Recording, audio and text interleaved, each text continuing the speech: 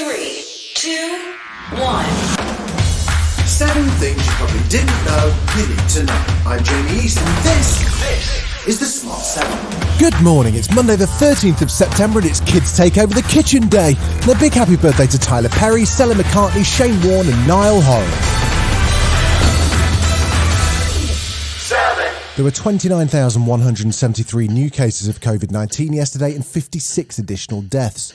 Health Secretary Sajid Javid was on the Sunday morning talk shows with good news about vaccine passports. There won't now be any need for them, for the moment at least. This comes after plans were due to take effect from the end of this month, which would have seen requirements for them in nightclubs and large events. He says he was never a fan. I've never liked the idea of saying to people, you must show your papers or something to do what is just an everyday activity. But we were right to properly look at it, to look at the evidence. We've looked at it properly, and whilst we should keep it in reserve as a potential option, I'm pleased to say that we will not be going ahead with plans for vaccine passports. And with Boris due to announce the winter COVID plan later this week, Sajid had good news for those worried about December the 25th.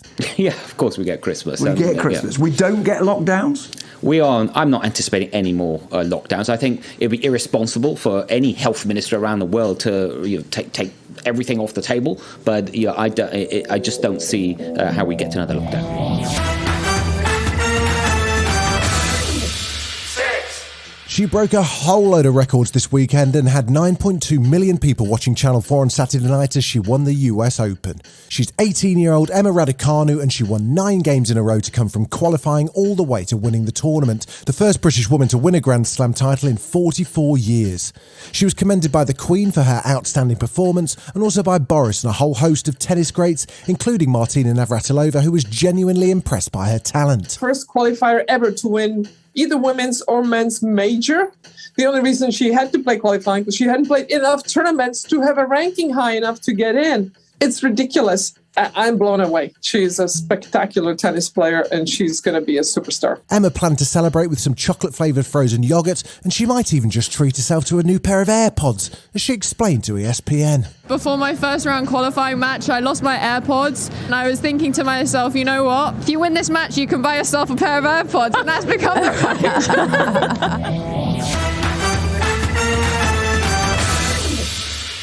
Saturday marked 20 years since the events of 9/11 and there were a number of ceremonies to mark the occasion, including a gathering at Ground Zero in New York, attended by President Biden and featuring a performance by Bruce Springsteen.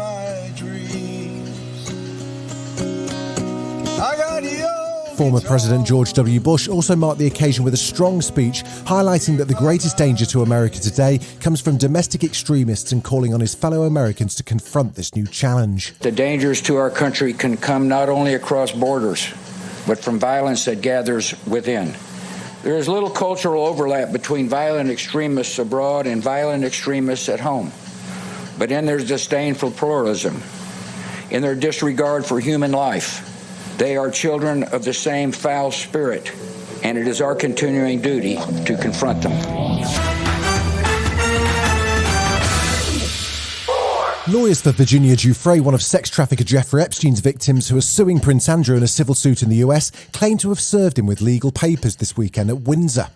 Prince Andrew's lawyers say that the papers, which were left with a police officer at his home, have not in fact been properly served at all, and now a New York judge will decide what happens next. Meanwhile, Rudy Giuliani, former mayor of New York, hosted his annual 9/11 commemorative dinner, at which he took an unexpected detour, starting with a rather odd impression of the Queen. You did a wonderful job on September 11, and therefore I'm making you an honorary knight, commander of the Royal something or other.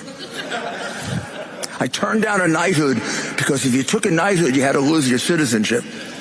I know Prince Andrew is very questionable now. I never went out with him. Ever. Never had a drink with him. Never was with a woman or a young girl with him. Ever. Still to come on the Smart 7, Sean Keaveney signs off and Ronaldo makes a triumphant return to Old Trafford. Right after this. You're listening to the Smart 7.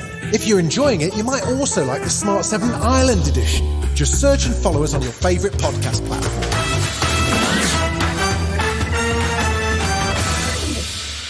It was a busy weekend of Premier League action which saw Liverpool win 3-0 at Leeds, Chelsea beat Aston Villa 3-0 at home and Crystal Palace defeating league leaders Spurs 3-0.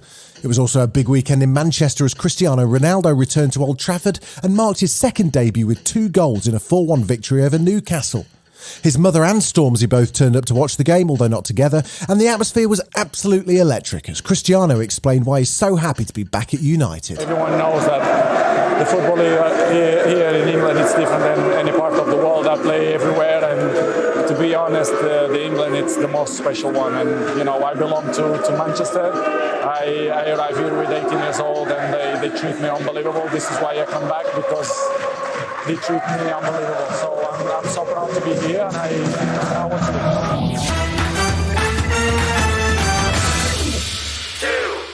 Friday saw a music radio legend hang up his headphones, for now at least. BBC Six Music's Sean Keaveney left the station on Friday after 14 years, which included a long run on breakfast. He's off to make podcasts now. Know your place, Sean, just get in line. And he closed out his radio show with a really heartfelt moment. But those people who say it's just a radio show are wrong. It's not just a radio show. For years I got sad and angry. I felt like I wasn't living up to my potential, you know. Like, why can't I write a sitcom or an album or a novel? That's something that will live forever and stand the test of time. Radio's just ephemeral, right? It's just steam off your cup of tea. Well, you're wrong. It's a community, and we built this community together. Shang-Chi and the Legend of the Ten Rings is the latest Marvel blockbuster, and it's already made over $250 million worldwide. It's also significant because Simu Liu plays Marvel's first Asian superhero.